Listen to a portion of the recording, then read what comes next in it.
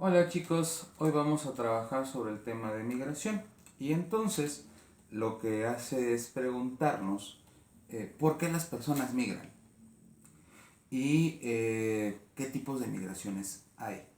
En el mundo, las personas migran la mayoría de las veces para buscar mejores oportunidades de vida. Es curioso porque el ser humano empezó siendo un animal nómada y entonces no tenía un lugar establecido propiamente, aunque se establecían de lugar en lugar en lugar y ya tenían estos lugares de continuo tránsito.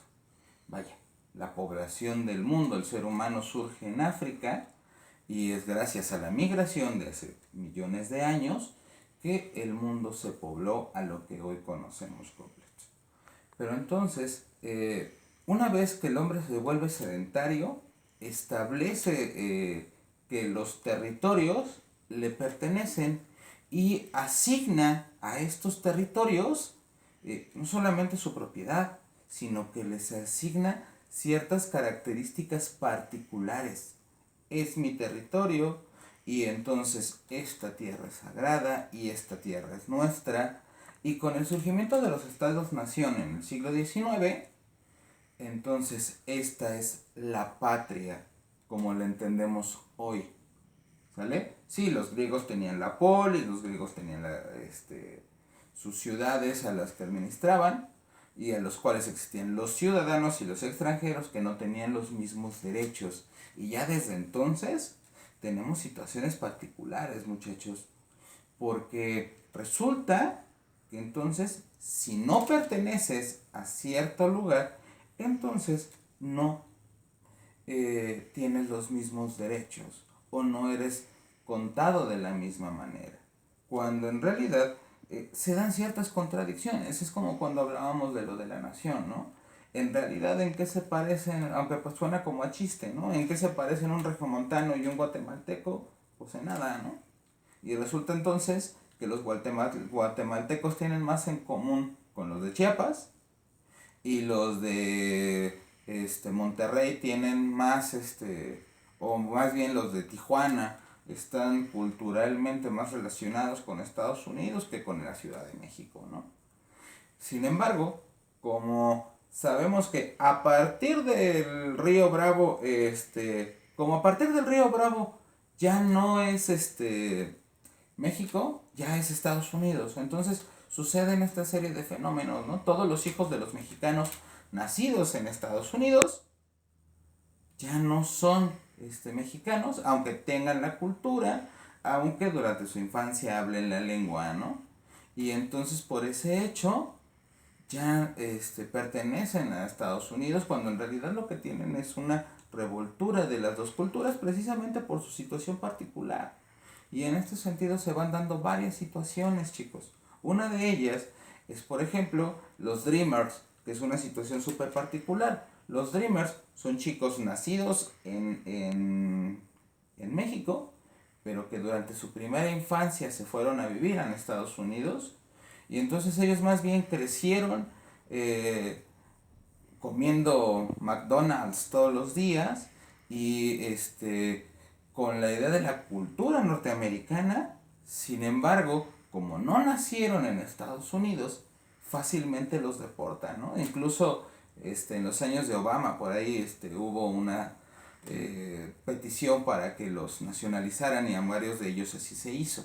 Y a otros los han deportado. Imagínense, del país donde ellos crecieron y donde muy seguramente ellos sienten la identidad nacional con Estados Unidos, como no nacieron ahí, los están regresando a México, donde francamente se sienten desconectados y no pertenecen ni a un lugar ni al otro.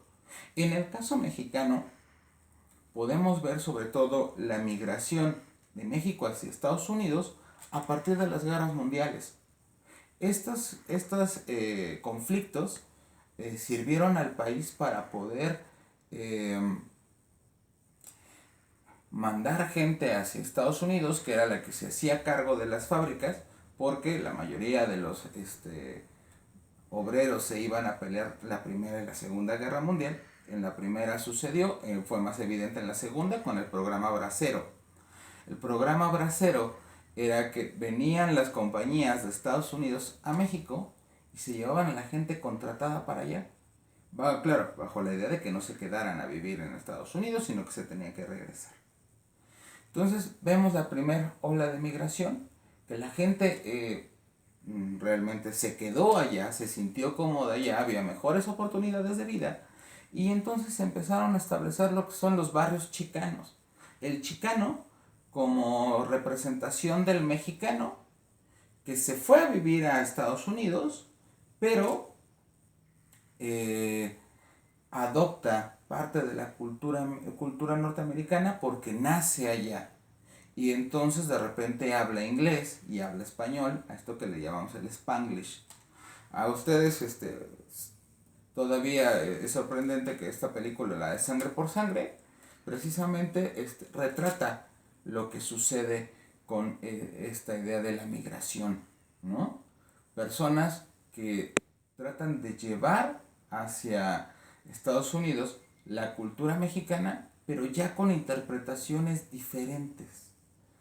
La idea del lowrider, la idea de los burritos, ¿no? También en ese sentido los burritos es algo muy particular. Hoy lo conocemos como comida Tex-Mex, es decir, comida que es de Texas y México. Y nosotros entendemos, los norteamericanos muchas veces creen que nosotros nos la pasamos comiendo burritos, cuando en realidad es que pues más allá del norte del país el burrito no es algo tan normal. Y aún así, el burrito surge en México. Surge por ahí de la zona de Chihuahua, de Ciudad Juárez. Se los llevan a Estados Unidos, lo hacen muy norteamericano, al grado de que incluso McDonald's vende burritos, y luego lo regresan a México como ya un producto Tex-Mex. Es decir, como ya un producto transnacional en donde se fusionaron tanto los valores de la comida norteamericana como los valores de la comida mexicana. La migración después de las crisis de los 80s y los 90s en México empezó a darse ahora por la migración ilegal. Personas que cruzaban la frontera por túneles o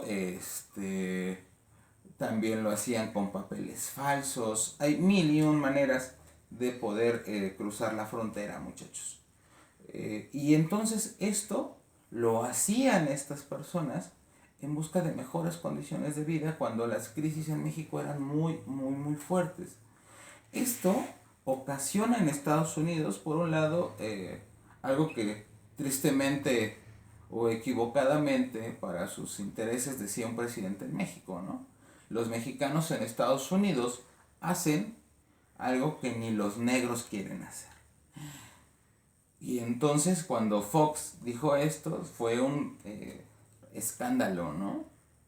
Sin embargo, porque aparte de ser racista, aunque es verdad lo que está diciendo, es racista y además es contra los propios mexicanos, ¿no? Y entonces ahí hay una serie de problemas, ¿no? Incluso este personaje, Vicente Fox, cuando era gobernador de Guanajuato, una de sus soluciones fue dar clases de inglés a las personas de escasos recursos para que cuando migraran a Estados Unidos al menos no les costara tanto trabajo, ¿no? Y entonces el jardinero ya llegaba a Estados Unidos por lo menos hablando inglés. No sé, en Estados Unidos tienen un chiste que dice que es un mexicano sin tijeras para cortar el pasto, pues es un desempleado, ¿no? Porque se marca la idea de que todos los migrantes mexicanos son pobres que están viajando para allá. Todos los migrantes mexicanos van en busca de trabajo.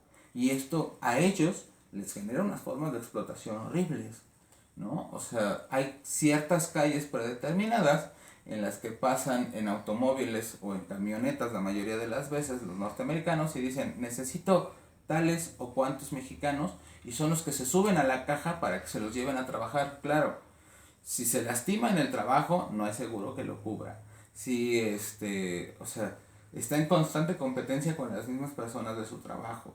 ¿Sí me explico? O sea, son condiciones de vida peores que las que tendría aquí, la diferencia es la paga en México. ¿no? Como ustedes lo vieron en el video, los peligros de cruzar las fronteras son demasiados, desde la deportación hasta la muerte. Entonces, esto es cómo va funcionando la situación de la migración entre México y Estados Unidos. Trae el discurso supremacista blanco de Trump, con el que estamos tan familiarizados, y la idea del muro, pero bueno, eso lo veremos en otra clase. Hasta la próxima, chicos.